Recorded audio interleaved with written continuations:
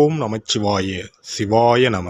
அனைத்து தமிழ் உள்ளங்களுக்கும் கனிவான வணக்கங்கள். நிகழும் ஸ்ரீ மங்களகரமான குரோதி ஆண்டு செப்டம்பர் மாதம் 17ஆம் தேதி செவ்வாய்க்கிழமை அன்று சதுர்தசி திதியில் சதயம் நட்சத்திரத்தில் திருதி நாமயோகத்தில் வணிசை கரணத்தில் பௌர்ணமி பிறக்கும் நன்னாளில் இந்த புரட்டாசி மாதம் பிறக்கிறது.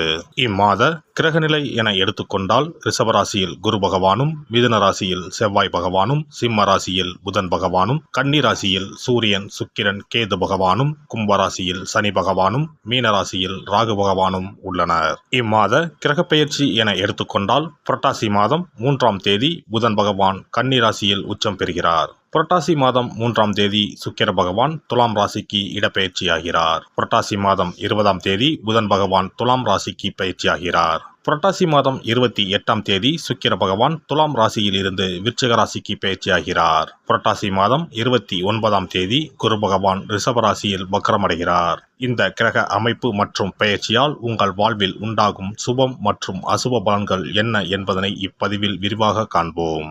எந்த ஒரு சூழ்நிலையாக இருந்தாலும் நிதானத்தை இழக்காத மிதுனராசி அன்பர்களே, இந்த மாதம் முக்கிய நபர்களின் உதவிகள் கிடைக்கும். தன்னம்பிக்கை அதிகரிக்கும். விடாமுயற்சியுடன் ஈடுபட்டு காரியங்களில் வெற்றி பெறுவீர்கள். விருப்பங்கள் கைகூடும். அடுத்தவரை அதிகாரம் செய்யும் போது கவனம் தேவை. வீண்பகை உண்டாகலாம். மற்றவர்களுக்காக பொறுப்புகளை ஏற்காமல் இருப்பது நல்லது. வீண் அலைச்சல் உண்டாகலாம். தொழில் வியாபாரம் முன்னேற்ற பாதையில் செல்லும். அரசாங்கம் தொடர்பான பணிகளில் சாதகமான போக்கு காணப்படும். எதிர்பார்த்த லாபம் கிடைக்கும். உத்தியோகத்தில் இருப்பவர்களுக்கு பொறுப்புகள் கூடும். திறமை வெளிப்படும். வேலை தேடுபவர்களுக்கு நல்ல வேலை கிடைக்கும். குடும்பத்தை விட்டு பிரிந்து சென்றவர்கள் மீண்டும் வந்து சேர்வார்கள்.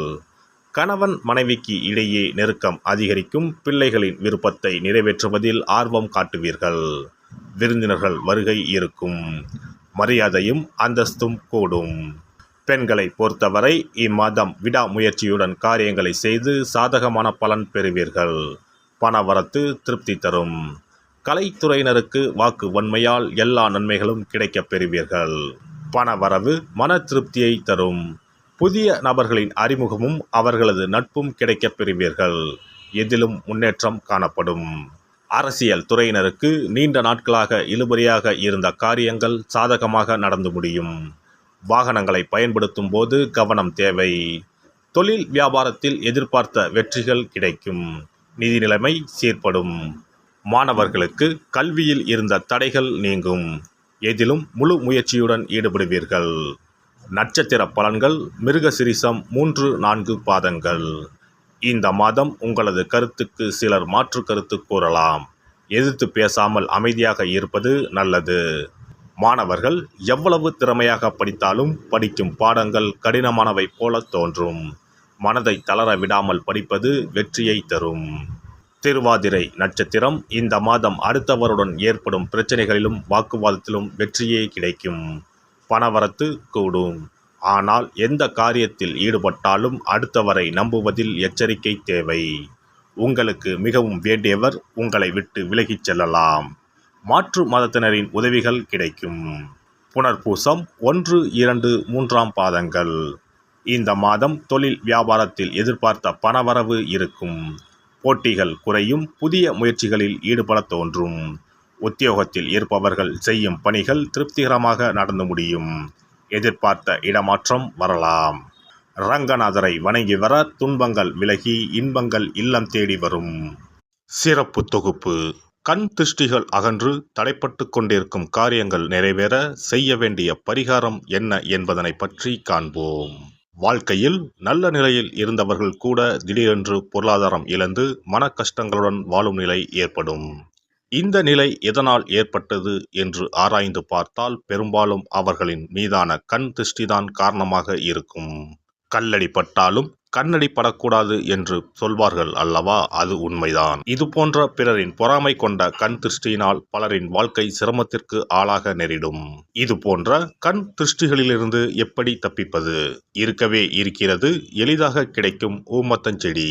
தெய்வ சக்தி நிறைந்த செடியாக கருதப்படும் ஊமத்தஞ்செடியின் காய், பூ, இலைகள் என அனைத்தும் தீய சக்திகள் விரட்ட பரிகாரத்துக்கு பயன்படுகிறது. பொதுவாக ஊமத்தம் காய்க்கு கெடுதலை அகற்றக்கூடிய சக்தி உண்டு.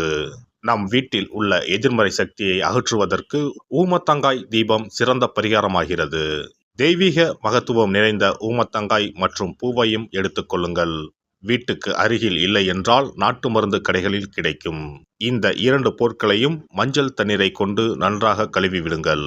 சிறிது நேரம் அவற்றிலுள்ள ஈரம் போக ஆறவிட்டு பிறகு அவற்றை ஒரு மஞ்சள் துணியில் குலதெய்வத்தை வேண்டி ₹1 நாணயத்தோடு சேர்த்து முடிந்து வீட்டின் நிலைப்படியில் கட்டி தொங்க விடுங்கள். இந்த முடிச்சை வெள்ளிக்கிழமை அல்லது ஞாயிற்றுக்கிழமைகளில் தயார் செய்து வாசல் படியில் கட்டுவது சிறப்பு. தினமும் வீட்டில் தீபம் ஏற்றி காண்பிக்கும் போது இந்த முடிச்சுக்கும் காண்பிக்கவும். இதேபோல் ஊமத்தம் இலைகள் கிடைத்தால் அந்த இலைகளை சுத்தமான மஞ்சள் தண்ணீரில் கழுவிவிட்டு அவற்றை கொண்டு வீட்டில் இருக்கும் விநாயகருக்கு திங்கள் கிழமைகளில் தொடர்ந்து அர்ச்சனை செய்து வர வேண்டும். ஊமத்தம் பூவையும் விநாயகருக்கு சூட்டலாம். 3 வாரங்கள் தொடர்ந்து திங்கள் கிழமைகளில் விநாயகருக்கு ஊமத்தை இலையால் அர்ச்சனை செய்து ஊமத்தம் பூவை சூட்டி வழிபட்டால் வீட்டில் உள்ள கெட்ட சக்தி நடமாட்டம் மற்றும் கண் திருஷ்டிகள் தீரும். ஊமத்தம் செடியும் சிவபெருமானுக்கு உகந்த இலை ஆகும். இந்த ஊமத்தங்காய் வைத்து சிவபெருமானுக்கு தீபம் ஏற்றி வழிபடுவதன் மூலம் நமது பிரச்சனைகளில் இருந்து எளிதாக விடுபட முடியும். முதலில் 2 ஊமத்தங்காய்களை எடுத்துக்கொள்ள வேண்டும். அவற்றின் மீது முட்கள் இருப்பதால் மிகவும் கவனமாக கையாள வேண்டும். ஊமத்தங்காயின் காம்பு பகுதிகளை வெட்டி கொண்டு கத்தியை பயன்படுத்தி ஊமத்தங்காயின் உள்ளே இருக்கும் விதை பகுதியை முழுவதுமாக நீக்கிவிட வேண்டும். பின்னர் 2 அகல் விளக்குகள் மற்றும் விளக்கு வைப்பதற்கான 2 தட்டுகளை எடுத்து சுத்தம் செய்து அவற்றிற்கு மஞ்சள் குங்குமம் பொட்டு வைத்துக் கொள்ள வேண்டும். பின்னர் 2 தட்டின் மீதும் ஒவ்வொரு அகல் விளக்கை வைத்துக் கொள்ள வேண்டும். அதன் பிறகு எப்போதும் பூஜை செய்வதற்கு வைப்பது போன்ற வெத்தலைப்பாக்கு, பழம் போன்றவற்றை வைத்துவிட்டு 2 விளக்குகளையும் ஏற்றி சிவபெருமானை மனதார வேண்டிக் கொள்ள வேண்டும். எனக்கு இருக்கும் பிரச்சனைகள் அனைத்தும் தீர்ந்து இன்பமான வாழ்க்கை கிடைக்க வேண்டும் என வேண்டிக் கொள்ள வேண்டும். இந்த பூஜையை வெள்ளிக்கிழமை அன்று தொடங்கினால் தொடர்ந்து 9 வெள்ளிக்கிழமைகள் செய்ய வேண்டும். ஊமத்தங்காயின் மீது எவ்வாறு முட்கள் இருக்கிறதோ அதுபோல நமது வாழ்க்கையில் இருக்கும் முட்கள் போன்ற பிரச்சனைகளை அவை தீர்த்து வைக்கின்றன. இந்த பூஜையை நாம் தொடர்ந்து செய்து வருவதால் நம் மீது இருக்கும் கண் திருஷ்டிகள் அகன்றுவிடும். தீராத துயரங்கள் தீர்ந்துவிடும். பணம் நகை நம்மிடம் பெருகி வரும். சிலருக்கு கையில் சுத்தமாக பணம் இருக்காது. வறுமை தாண்டவமாடும். கடன் தொல்லையால் கஷ்டப்படுவார்கள். பண பிரச்சனையில் சிக்கி கொண்டிருப்பவர்கள் இந்த தீபத்தை ஏற்றினால் 3 வாரங்களில் நல்ல பலனை பெற முடியும். தொழிலில் நல்ல முன்னேற்றம் இருக்கும். கடன் பிரச்சனைகள் தீரும். உறவினர்களிடையே பகைமை இருந்தால் அவையும் மறைந்துவிடும். நோய்வாய் உள்ளவர்கள் இந்த தீபத்தை ஏற்றுவதன் மூலம் நல்ல பலனை பெற முடியும். பொதுவாகவே எந்த பரிகாரம் என்றாலும் அதை முழு நம்பிக்கையுடன் செய்தால் மட்டுமே முழு பலன் கிடைக்கும் என்பதை நினைவில் கொள்ளுங்கள். எல்லாம் வல்ல இறையருளால் நீங்களும் உங்கள் அன்பு குடும்பமும் உடல் நலம், நீலாயுள், நிறை செல்வம், உயர் புகழ், மெய்ஞானம் ஓங்கி வாழ்க வளமுடன். இந்த வீடியோ பதிவு உங்களுக்கு பிடித்திருந்தால் லைக் பண்ணுங்க, கமெண்ட் பண்ணுங்க, ஷேர் பண்ணுங்க. மறக்காம சப்ஸ்கிரைப் பண்ணுங்க. பக்கத்துல இருக்கிற பெல் பட்டனை கிளிக் பண்ணுங்க. நன்றி, வணக்கம். ஓம் நமச்சிவாய. சிவாய